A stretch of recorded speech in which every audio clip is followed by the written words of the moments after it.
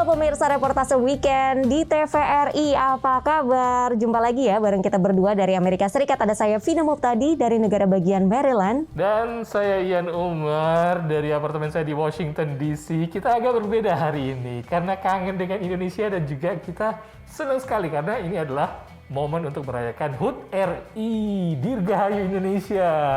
Yeay, aduh jadi kangen ya sama perayaan 17-an. Karena kita, saya dan Ian sama-sama menghabiskan masa kecilnya di Indonesia. Saya ingat setiap kali 17-an di komplek itu selalu ikut lomba-lomba tapi nggak pernah menang sama sekali ya. Aduh. Walaupun lari kelereng itu gundu di mulut kamu itu juga kamu nggak bisa menang. Enggak, kerupuk segala macam. Nggak ada yang menang. Waduh, Sedih. masih ada kesempatan, jangan takut. Mudah-mudahan masih bisa lagi ikutan yang namanya parade ataupun juga pawai Dirgahayu Indonesia. Mudah-mudahan pandemi juga segera berlalu dan kita bisa merayakan kembali 17 Agustus. Dan tentunya di reportase weekend kita pengen kasih lihat ada berbagai perayaan juga loh di Amerika di masa 17 Agustus ini ya. Acara olahraga bersepeda bersama bertema Goes Merdeka digelar menyambut HUT RI diselenggarakan oleh masyarakat Indonesia dan KJRI di San Francisco dengan harapan kembali mengobarkan semangat kebangsaan pada tanah air Indonesia. Perempuan asal Surabaya hidup merantau di Norwegia. Awalnya hanya ide berwisata menyeberang lautan dengan sebuah kapal layar yacht. Namun akhirnya Ika Permatasari Olsen justru jadi jatuh cinta dengan laut, hidup dan bekerja di atas kapal. Dengan kemampuan bahasa Inggris yang minim, Armaya Doremi bertekad untuk melanjutkan kuliah S2 di Amerika dengan beasiswa yang diperolehnya. Kerja keras dan determinasi tinggi, ia berhasil menjadi salah satu lulusan terbaik, bahkan terpilih untuk memberikan pidato di acara wisuda. Pemirsa, sudah 2 tahun berturut-turut nih 17 Agustus dilalui di tengah pandemi virus corona. Ini tentunya menjadi tantangan ya, apalagi di Indonesia kasusnya juga masih mengalami kenaikan. Sedangkan yang namanya 17-an itu kan selalu identik dengan pesta rakyat. Iya, jadi kangen kita dengan namanya yang balap karung, ataupun juga tarik tambang, atau makan kerupuk. Dan sepertinya memang suasana di Indonesia kita harus prihatin. Tapi di Amerika sebenarnya kita masih ada pandemi juga tetap merasakan seperti itu. Cuma ada sekelompok masyarakat Indonesia dan juga KJRI tetap bersemangat menyambut Dirgahayu Republik Indonesia. Mereka menyelenggarakan yang namanya Goes Merdeka, bersepeda bareng-bareng untuk menyambut ulang tahun ataupun juga kemerdekaan Republik Indonesia.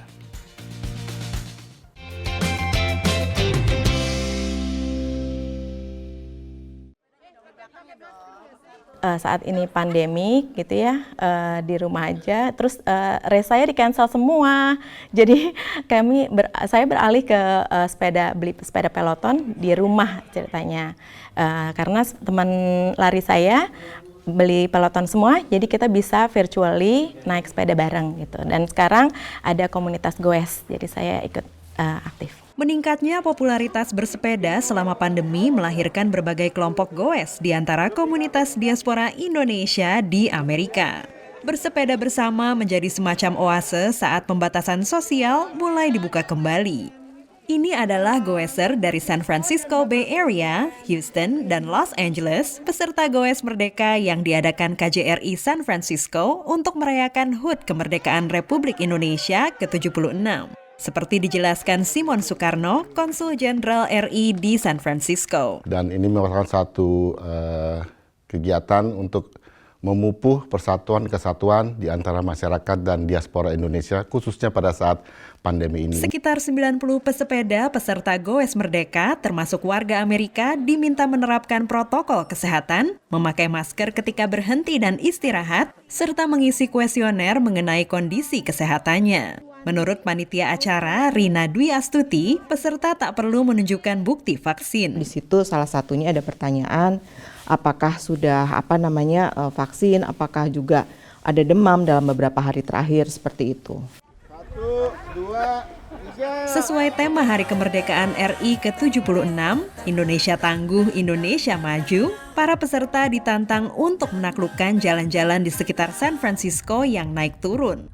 Iskak Fatoni, koordinator Goes Diaspora Indonesia di San Francisco dan Amerika, menjelaskan. Rute dibagi dua, rute yang pertama adalah rute 17 miles atau kita sebut 17 Agustus dan rute kedua adalah 34 miles atau kita sebut Maju Tak Gentar. Walau tak mudah, para goeser nampak bersemangat menggenjot sepedanya sambil menikmati pemandangan indah sepanjang rute. Wah, menarik sekali. Kita bakal melihat pemandangan yang luar biasa indah di San Francisco.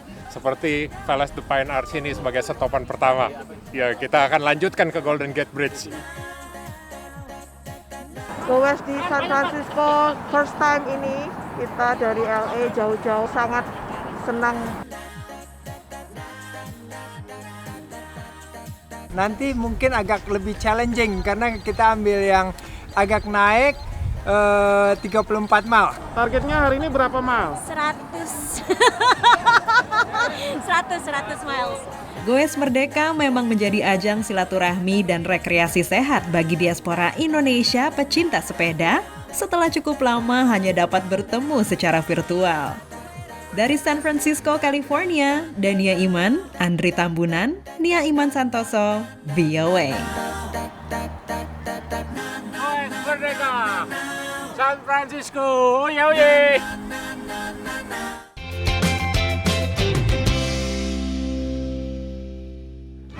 Saya Iskak Fatoni, koordinator Goes Indo SF dan juga koordinator Goes Indonesia Amerika, mengucapkan Dirgahayu Republik Indonesia yang ke-76, Merdeka, dan salam sehat selalu. Saya Ake Pangustuti dari San Francisco mengucapkan Dirgahayu Indonesia ke-76, Merdeka, salam Goes! Goes Merdeka ini kayaknya sukses ya, diikutin itu naik sepeda ke jembatan Golden Gate dan juga kayaknya mereka senang sekali tuh berkumpul-kumpul dan mudah-mudahan ini memberi semangat dan juga rasa kebangsaan di antara diaspora Indonesia. Yes, Merdeka, seru banget ya bisa merayakan 17 Agustus meskipun jauh di Amerika Serikat. Baik pemirsa, jangan kemana-mana, tetap di Reportase Weekend.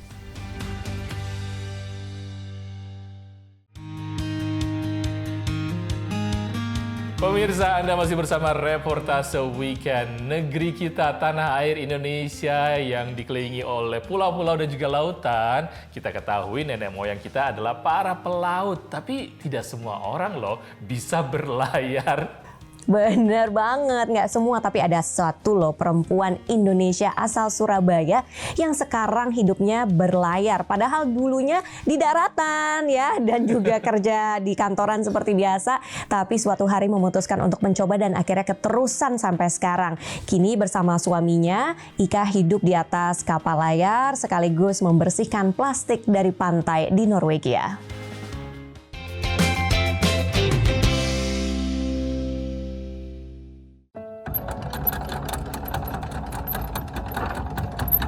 Dari pekerja kantoran menjadi pelaut. Kehidupan ini dijalani oleh perempuan asal Surabaya, Ika Permatasari Olsen. Hidup di atas kapal yacht dan berpindah-pindah tempat atau nomaden dimulai sejak 2018 bersama suami Øyvind Olsen, seorang warga Norwegia. Si Pak Olsen ini sudah lama tinggal di yacht dan dia juga sudah keliling-keliling, terus dibilang, kenapa kita nggak liburan ke yacht aja, kan gantian, dibilang gitu. Akhirnya oke, let me try. Rute perdana yang ia lalui dari Barcelona ke Mallorca, perjalanan itu ditempuh selama 30 jam dan penuh tantangan. It was very strong wind and I didn't know that. Jadi satu hari, satu malam itu mabuk laut, nggak bisa bangun. Sampai ke tempatnya itu, aku udah gini, udahlah aku mau balik ke Barcelona, aku mau terbang balik ke Barcelona aja lah. Tapi Øyvind terus membujuknya dan Ika setuju untuk mencobanya sekali lagi. It was a little bit better weather, so we went and she started liking it. Agreed to do it a little bit more, one more week, one more month, and then finally, no, I can't get rid of her. She's stuck on the boat.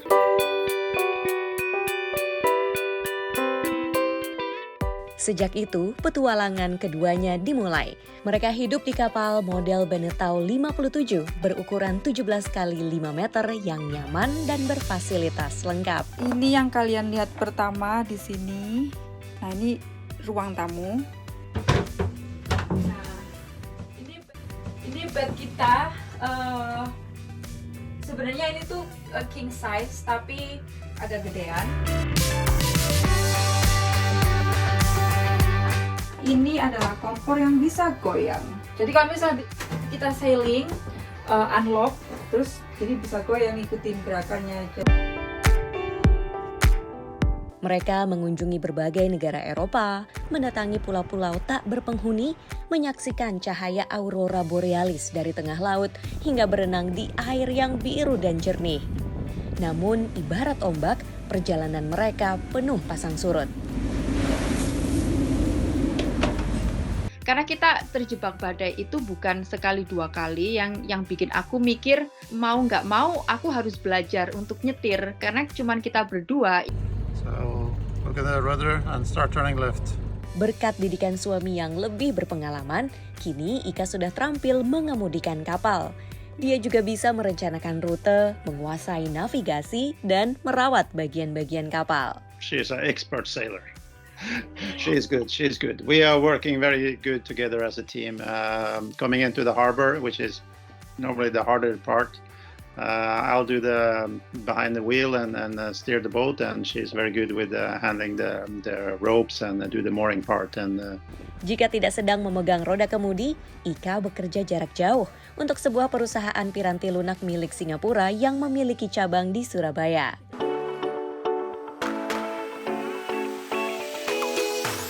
Pandemi virus corona yang melanda sejak Maret 2020 juga berimbas pada dunia perlayaran. Karena banyak perbatasan negara ditutup, mereka memutuskan untuk berlayar di perairan Norwegia saja, di mana kapal itu terdaftar. Sejak Agustus 2020, Ika bergabung dalam organisasi nirlaba In the Same Boat yang bertujuan membersihkan limbah plastik dari pulau-pulau dan pantai-pantai di Norwegia.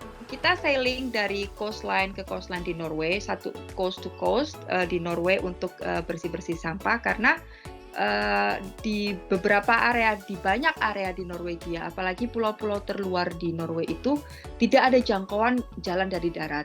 Jadi tidak ada sesuatu yang bisa menjangkau ke sana. Satu-satunya yang bisa menjangkau ke sana itu pakai kapal. Bersama para relawan, mereka mengumpulkan bermacam-macam sampah plastik. Dia pernah membantu mengumpulkan 1,7 ton plastik hanya dalam 2 hari di sekitar Tromsø. Limbah itu dibawa ke pelabuhan utama untuk didaur ulang.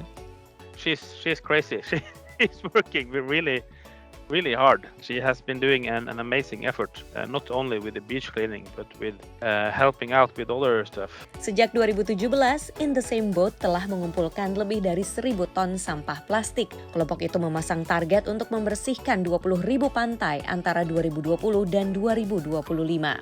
Well, it's not looking that bad actually. We have already cleaned a lot of the worst areas. So now we are working on areas with less pollution, so it's a bit easier. Untuk kedepannya, organisasi ini tidak hanya akan melakukan upaya pembersihan saja, tapi juga berusaha mencegah masuknya sampah plastik ke perairan. Untuk sekarang ini, Ika mengatakan masih akan menghabiskan waktu di perairan Norwegia dan membersihkan pantainya dari plastik. Apabila situasi pandemi lebih baik, ia dan suami ingin berlayar ke Indonesia dari Sabang hingga Merauke. Dari Washington DC, Vina Muptadi, VOA.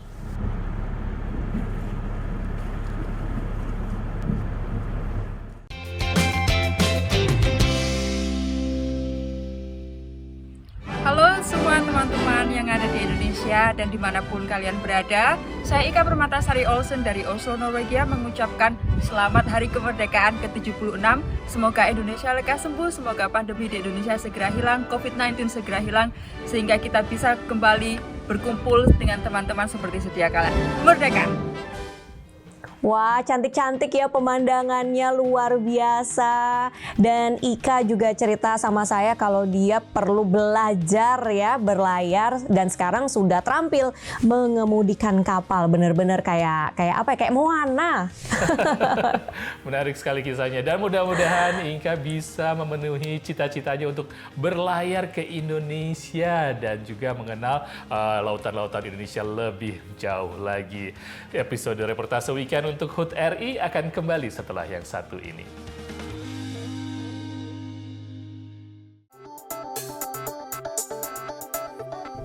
Halo pemirsa, Anda masih bersama reportase weekend dari VOA. Seperti diketahui di Amerika Serikat ini banyak ya mahasiswa-mahasiswi asal Indonesia belajar di sini. Dan tidak sedikit pula loh yang keluar menjadi mahasiswa atau mahasiswi yang sangat berprestasi. Dan ini bisa dilihat seperti contohnya salah satu mahasiswi asal Indonesia dengan bahasa Inggris yang minim tapi dia bertekad keras untuk melanjutkan kuliah S2 di Amerika dengan beasiswa yang diperolehnya. Armaya Doremi, dia bekerja keras dengan determinasi dan akhirnya lulus sebagai salah satu lulusan terbaik dan bahkan diberi kepercayaan untuk memberikan pidato pada saat wisuda.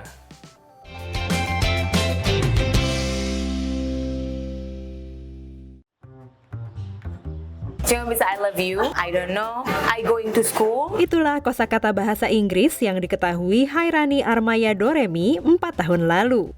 I also want to dedicate this speech to my mother, who's watching me from Indonesia. Dan inilah Doremi saat menjadi pembicara utama upacara wisuda Universitas Northeastern di Boston, Massachusetts bulan Mei lalu. Kalau kata orang bilang study smart, not study hard, I don't believe in study smart, I believe in study hard. Perjalanan perempuan asal Binjai, Sumatera Utara ini tidaklah mudah. Setelah memperoleh beasiswa pasca sarjana dari Gubernur NTT Victor Laiskodat, Doremi bekerja keras belajar bahasa Inggris hingga akhirnya lulus tes TOEFL setelah 7 kali gagal. Mimpinya untuk sukses belajar di Amerika didukung Daniel Cameo, penasehat eksekutif Gubernur NTT. Harus berani menggunakan bahasa Inggris, itu tidak boleh takut salah karena memang harus salah. Intinya hajar saja, nanti kamu terbiasa. Dan jangan pernah pikir kamu akan sempurna, karena itu bahasa orang lain. Tapi kamu akan menjadi lebih baik. Sambil menjalani kuliah, Doremi tak berhenti mengasah kemampuan bahasa Inggrisnya. Setiap hari ia berbahasa Inggris dengan siapa saja. Kenapa bahasa Inggris ini bisa improve? Nah, Doremi itu dating sama 40 American guys di 4 bulan pertama. Tapi dating tuh berarti cuma dating ya. Kalau kita kan dating kan keluar kan, bukan dating pacaran. Sebagai salah satu lulusan terbaik di jurusannya, cita-cita Doremi adalah berpidato saat di wisuda. Today marks my 3 years and 4 months speaking English. I just want to be recognized. I just want my story. I just want people know that so that they can do the same. Ia lantas berlatih keras setelah terpilih menjadi pembicara utama wisuda yang diadakan di Fenway Park, stadion tim baseball Red Sox Boston. Dr. Natalia Watson, salah satu profesor yang membantu mahasiswa internasional seperti Doremi meningkatkan kemampuan bahasa Inggris, terkesan dengan ketekunannya. She is a shining example, and I'm not exaggerating. Her mind, her creativity, unsurpassed. Imagine having very little English and thinking I'm going to be a graduate student was hard to believe for many people. Yet, Doremi did not stop. That was the message that she was able to convey so beautifully in her story. Kemampuan berkomunikasi dalam bahasa Inggris yang dibangun Doremi selama di Amerika juga diakui Isabel Woods, atasannya di perusahaan jasa penyedia energi, tempatnya kini bekerja. I think that she's a really dedicated and hardworking employee who, is able to communicate with lots of different people using, her language skills both in English and... Setelah lulus, kini fokus Doremi adalah membesarkan Study with Armaya, sebuah komunitas di Instagram yang membantu mereka yang ingin belajar di luar negeri dengan memberi webinar gratis dan kelas bahasa Inggris. kalau saya bisa bahasa Inggris, bisa kemana aja, bisa ngomong sama semua orang. Kita kenal sama semua orang, makin banyak kesempatan di dalam hidup kita. Dari Washington DC, Dania Iman Santoso, VOA. And I'm feeling good. Once again, congratulations. Thank you.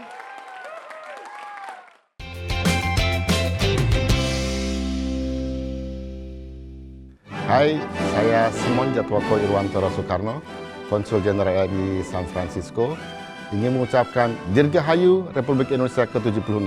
Indonesia tangguh, Indonesia maju. Salam dari City Pada Bay.